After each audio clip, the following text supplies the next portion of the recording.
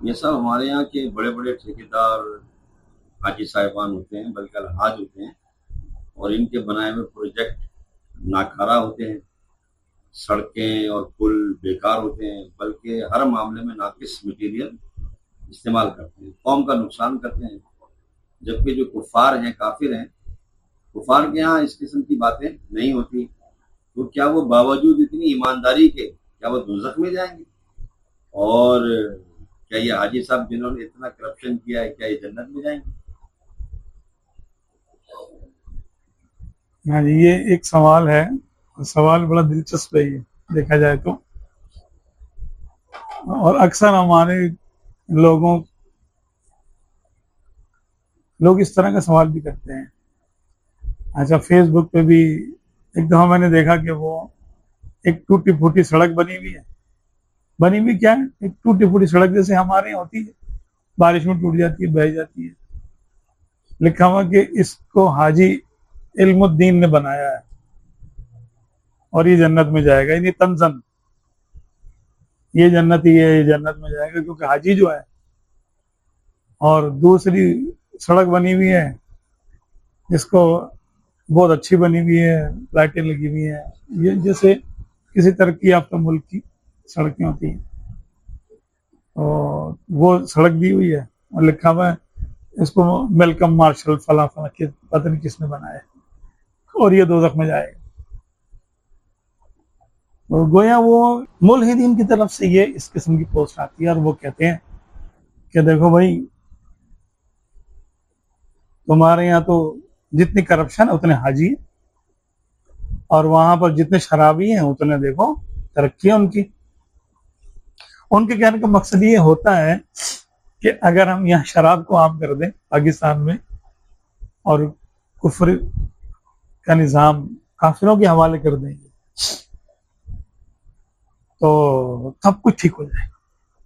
اگر کسی حاجی صاحب کے حوالے ہے تو ان کے حاجی ہونے کی وجہ سے شاید یہ کرپشن ثابت کرنا چاہ رہا ہے کہ کیونکہ یہ حاجی ہے تو اس لیے اس میں تو کرپٹ ہونا ہی ہے، اور دوسرا بندہ شرابی ہے تو شرابی نے تو دیانتدار ہونا ہی ہے۔ مقصد یہ ہوتا ہے، یعنی دین سے بیزار کرنے۔ تو آپ خود سوچیں کہ کیا ایسا واقعی ہے؟ کیا حج کرنے کی وجہ سے انسان کرپٹ ہو جاتا ہے؟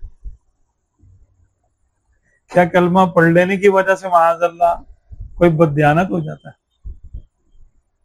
کیا کوئی نمازیں پڑھنے کی وجہ سے چور بن جاتا ہے؟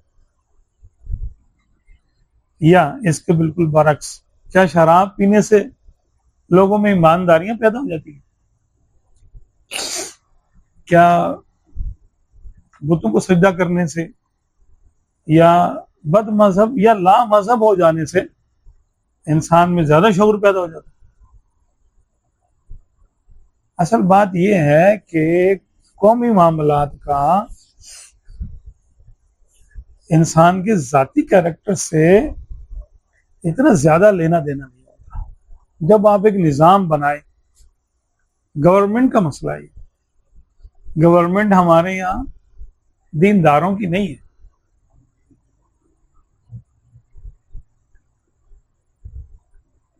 بلکہ یہ انہی ولیم شیکسپیئر اور میلکم مارشل، یہ انہی کا ایک کالا ورژن ہے، بلیک ورژن آف دوز کلپرٹس سے کہتے ہیں نا، اس قسم کے جو لوگ ہیں،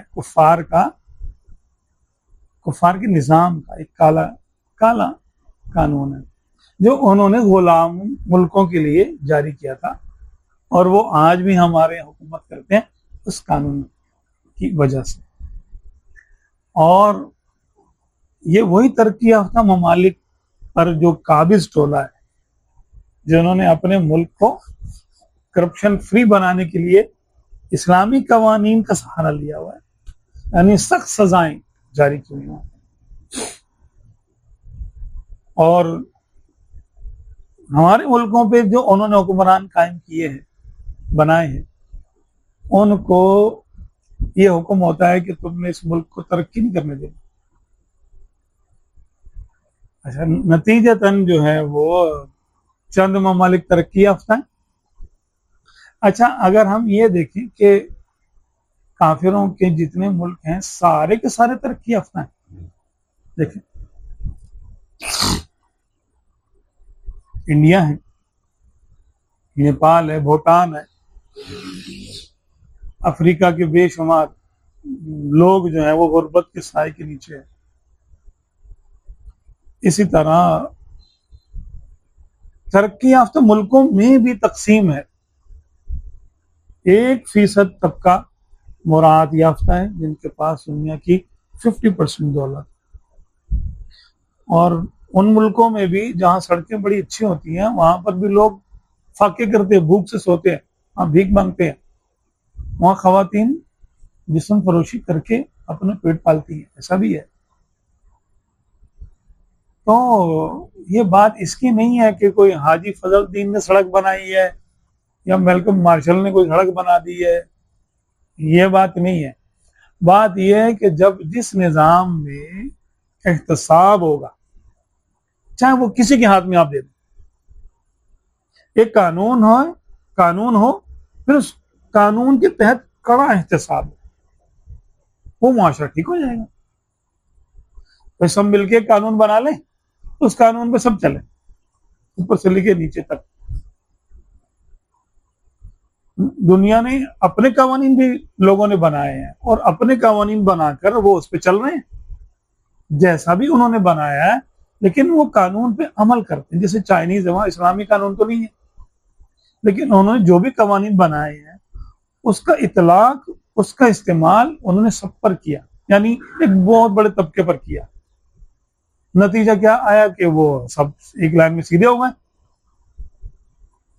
اب ہمارے یہاں پر جو کالی بھیڑیں مسلط ہیں ترقی پذیر ممالک میں, جن میں سے اکثر مسلمان بھی ہیں, کفار ممالک بھی ہیں جن کے یہاں کافروں کی حکومت ہے,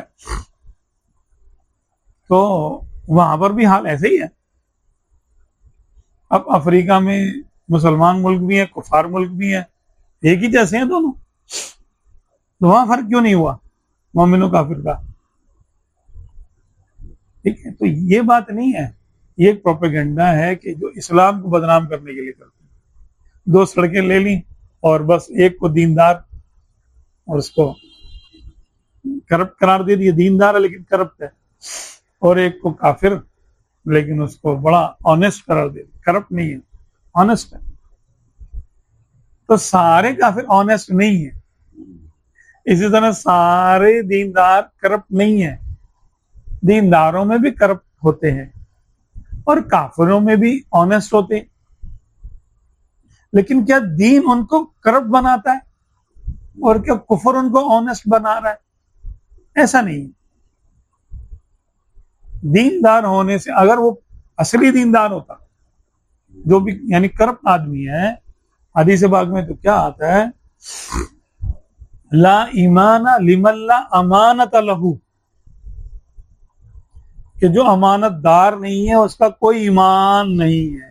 یعنی وہ ایماندار نہیں ہے, وہ بے ایمان ہے جو کرپٹ ہے. جو امانت دار نہیں وہی ہوتا ہے نا کرپٹ, کہ جو قوم کے وسائل کو اپنے ذاتی مقاصد میں استعمال کرتا ہے, یا ایک جگہ کی چیز دوسری جگہ استعمال کر لیتا ہے. یعنی قانون سے ہٹ کر, اسلامی یا ملکی قانون سے ہٹ کے جو چلتا ہے وہ کرپٹ ہوتا ہے نا. جس کو اختیار ملتا ہے تو وہ پھر من مانی کرتا اپنی. تو حدیث پاک میں تو جو اختیار ہے وہ ایک امانت ہے. اسلامی معاشرے میں جو اختیار ہے وہ ایک امانت ہے. تو جب کوئی امانت میں خیانت کرتا ہے تو وہ کرپٹ ہوتا ہے. حدیث پاک میں کیا ہے, لا ایمان لمن لا امانت لہ, جو امانت دار نہیں ہے اس کا کوئی ایمان نہیں, یعنی اس کے ایمان کا کوئی بھروسہ نہیں, ایماندار نہیں ہے وہ. دوسری روایت ہے, کیونکہ وعدے کے بارے میں ہم لوگ وعدے پورے کرتے ہیں یا نہیں کرتے آپ کو پتہ ہے.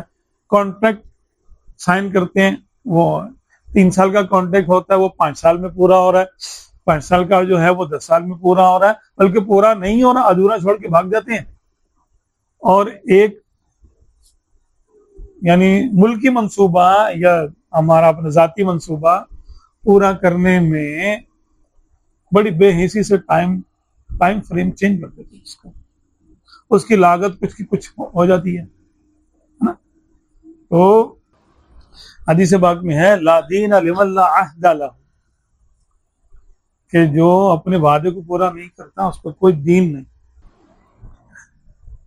بلکہ اس سے ہٹ، اس کے بالکل ابو آل جسے کہتے ہیں، حدیث پاک میں ہے کہ وہ شخص مومن نہیں ہو سکتا کہ جب تک وہ اپنے بھائی کے لیے وہی چیز پسند نہ کرے جو اپنے لیے پسند کرتا ہے. لا یؤمن احدکم حتی یحب لاخیہ ما یحب لنفسہ، کہ تم میں سے کوئی شخص مومن نہیں ہو سکتا جب تک کہ وہ اپنے بھائی کے لیے وہی چیز پسند نہ کرے جو اپنے لیے پسند کرتا ہے. یعنی یہ تو اپنی ذات سے لے کے ذاتی معاملات سے لے کر پڑوسی اور اس کا پڑوسی اور ملکی بھائی اور دینی بھائی، اور کہاں تک یہ بات جاتی ہے کہ سب سے زیادہ انسان اپنے مفاد کو پیش نظر رکھتا ہے. حدیث پاک میں یہ کیا ہے کہ تم اس وقت تک مومن نہیں ہوگے جب تک کہ تم اپنے بھائیوں کا مفاد بھی اتنا ہی عزیز نہ رکھو جتنا اپنا مفاد پیش نظر رکھتے ہو. تو دین تو ہمیں یہ نہیں کہتا کہ تم حج کرتے جاؤ اور چوریاں کرتے جاؤ، تم نمازیں پڑھتے جاؤ اور کرپشن کرتے جاؤ. یہ دین نے نہیں سکھایا. تو یہ جو لوگ بھی ایسا کہتے ہیں وہ اسلام کی غلط انٹرپریٹیشن کرتے ہیں، اور وہ یا تو پیڈ ورکر ہوتے ہیں کفار کی طرف سے، یا کفار ہی ہوتے ہیں جو اس قسم کا پروپیگنڈا جو کرتے ہیں کہ نام کے حاجی ہیں اور کام کے پاجی ہیں.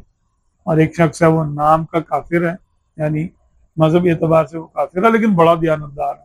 تو یہ ہر جگہ یہ فارمولہ نہیں ہے، بلکہ ترقی پذیر ممالک میں سب سے بڑی وجہ وہاں کی انتظامیہ ہوتی ہے جو کرپٹ ہوتی ہے. اب وہ مومن ہے یا کافر ہے، اس کا نام ہم کچھ بھی رکھ لیں، اتنی سی بات، چاہے ہندو ہے یا وہ مسلمان. اور ترقی یافتہ ملکوں میں آپ دیکھیں گے کہ وہاں پر نظام کو پابندی کرنے والے لوگ ہوں گے، جو انتظامیہ ہوگی وہ اپنے معاملات پہ کافی حد تک اپنے قانون بنائے ہوئے قوانین پہ عمل کرنے والی ہوگی. اس وجہ سے وہاں کی بظاہر ان کی چیزیں بڑی صحیح نظر آتی ہیں، سیٹ نظر آتی ہیں.